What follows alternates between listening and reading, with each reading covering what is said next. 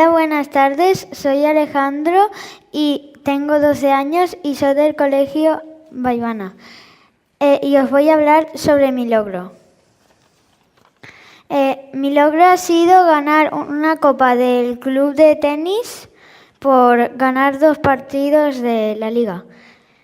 Empecé a jugar a tenis a los 7 o 8 años porque mis padres me pidieron que practicara algún deporte y elegí tenis porque me gustaba, me parecía interesante.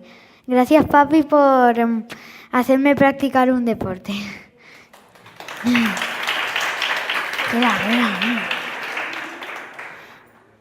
He viajado a muchos sitios y he conocido a muchos amigos a muchos que se han hecho amigos míos.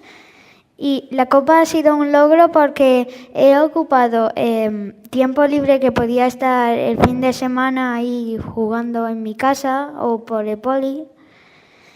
Y os invito a que practiquéis algún deporte porque puede serviros mucho. Ya está.